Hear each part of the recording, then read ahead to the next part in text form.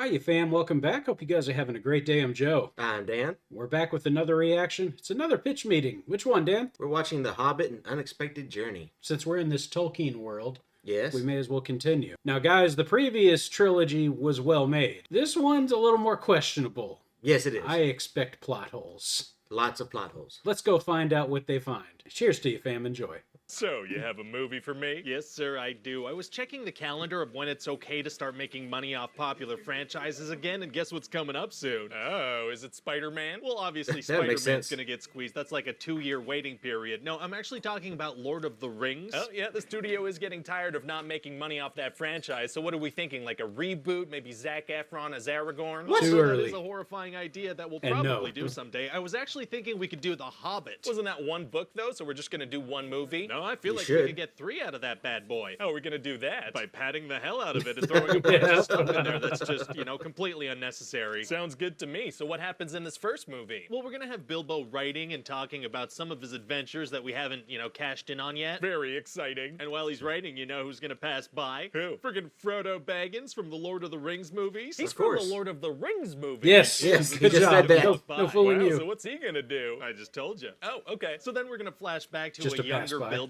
and have him meet Gandalf. And how does that go? Well, it turns out Gandalf chose him for an adventure, but he's not into it. What's the adventure? Well, see, there are these dwarves, right? And they used to live in this place called the Lonely Mountain. Okay. And they had a bunch of gold there and this thing called the Arkenstone, but then a dragon showed up and just completely ruined everything. Right. But now they think that maybe the dragon is gone, so they're gonna go back. So why would Bilbo be needed for that? Well, because maybe they're gonna need a burglar. Is Bilbo a burglar? He's not. No. So Don't make much sense, does it? Sir, I'd appreciate if you got all the way off my back about why Bilbo's needed, okay? That's Oh, right. Okay, let me Just get go onto with that it. thing. So anyway, Gandalf invites all these dwarves over to Bilbo's house without asking, and they start eating all his food. Yeah, they Who are these do. dwarves? What are their names? Oh, there's a bunch of them. There's Oin, Gloin, Keely, Feely, probably Beely, Dwalin, Balin, possibly Sarah Palin. I don't really know. That's okay. Are they going to have fun personalities so we can tell them apart? Honestly, they're all going to kind of blend together. There are a ton of them. Feels like it's going to be tough to connect with them emotionally. Oh, most definitely. But there is going to be one named Thorin Oakenshield, and he's like the leader. And what's his deal? Well, he's tiny Aragorn. Oh, people like Pretty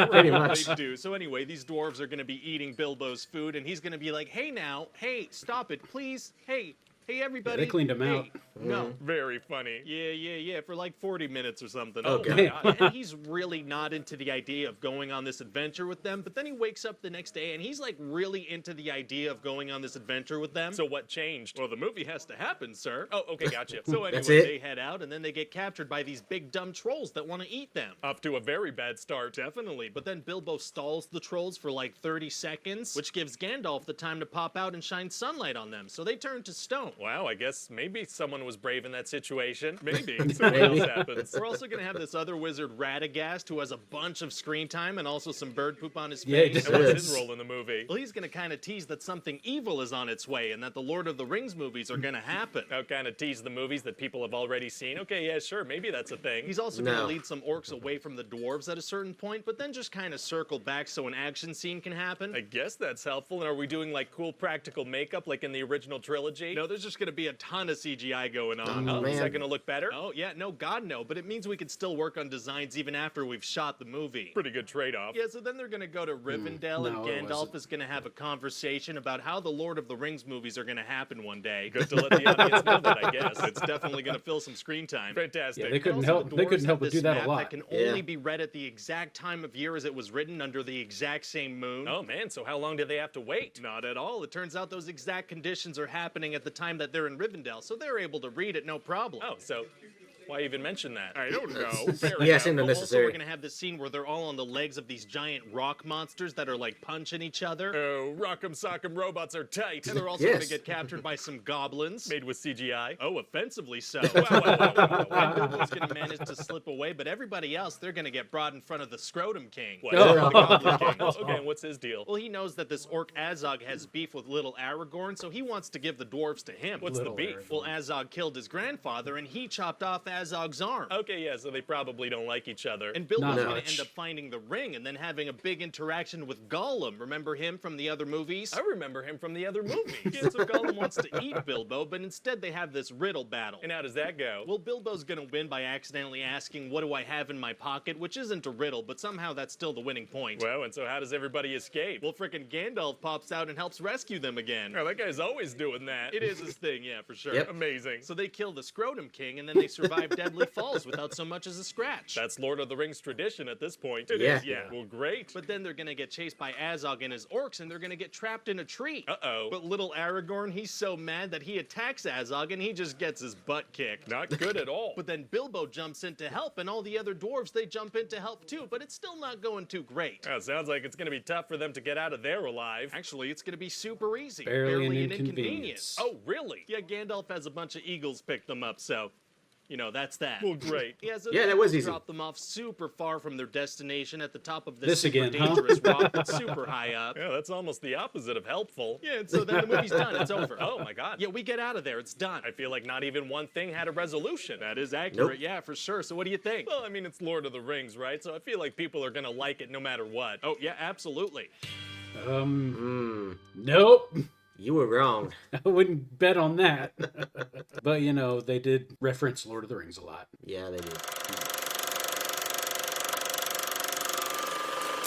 Part of me doesn't even know where to begin here because it felt like it was one plot hole after another this time. Well, let's start where you ended, talking about how it was constantly referencing the Lord of the Rings. Yes. 'Cause that really did throw off the whole trilogy, is they're just constantly showing stuff leading up to the Lord of the Rings instead of just telling the individual story as it was. And honestly, that was kind of a waste because it's probably going to be a stretch to get 3 movies out of the one book of The Hobbit, but at the same time, you could have spent that time, developing characters, could have spent that time, really playing up the adventure and making it look more interesting than it really was. And instead, you kept shoehorning in all these other references to the Lord of the Rings that were totally unnecessary. I'm about to say, just being back in Middle Earth is enough. Yeah. All right, just showing the world and some of the characters that we used to love, that's enough. It's like, we get it. They're all from the same thing. Let's move the story on and tell The Hobbit.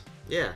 Having cameos for what's his name there in Rivendell. Oh, I know you're talking about Hugo Weaving's character. Yeah, you mean? Hugo Weaving, Galadriel, and all these other characters. Like, it's cool to have them show up. Elrond, there we go. Then to have them just keep showing up again and again is honestly detracting from the story. It's not as cool when you just keep using them like that. And then the other thing too, he points out, Bilbo's not a burglar, so why are they bringing him for this job?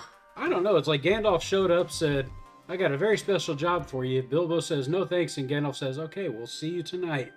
And you're going. I say, you go to the one person who has no sense of adventure, no hobbits have any sense of adventure for that matter. No, and you chose the laziest one of them all. I mean, you tell me you couldn't walk into any tavern in the middle of Earth and find some guy that's like, okay, I'll go on a dangerous mission, sure. I'm about to say, there are actually probably qualified burglars out there. Right. Yeah, Gandalf, I don't know what he was thinking here, and he literally made it sold it in the worst way. He said, because Bilbo asked you, can you promise that I'll return alive? And he's like, no, and if you do, you'll never be the same again. I'm like, yeah, thanks. So I have to live with PTSD if I go with you, and if I don't, I'll be a happy man the rest of my life. Okay. And on top of that, the whole time the dwarves are sitting there making it sound like it's the worst idea ever. Yeah. To go on this journey. In the end, he just agrees to it. I don't know. I guess Gandalf saw something in him that I didn't. We'll go with Gandalf's judgment there, but I mean, in a sense, he was right because Bilbo never really was the same again. Especially since after he had come back, the one thing he wanted to do is go back on more adventures later on in life. He wanted to go and see these places he went to in the past. But I said they knew each other, so there had to be something in the conversations that would lead Gandalf to think, this seems like the kind of guy who would want an adventure. And there is an extended version, and it touches a little bit more on that. It's not enough for me to wonder why Gandalf made the decision he did, but it is a little bit more. So I'll just leave it at that because maybe one day you'll want to watch that and see what the fuss was. So. Gotcha. But yes, the other thing that bothered the hell out of me was in the Lord of the Rings, they had great practical designs for the orcs and the goblins that they used. Yeah. And this time they CGI'd every one of them. Yeah. This was lazy. It really was. Yeah. Like, as much as CGI allows you to do, in terms of, scaling things out, it's still not as fun as good practical effects, and it never will be. I know. In Lord of the Rings, they felt so damn real. Yeah. It's like they felt like a legitimate threat to all of mankind. And this time, it's like, oh, well, you could just disappear because you're not there. Pretty much.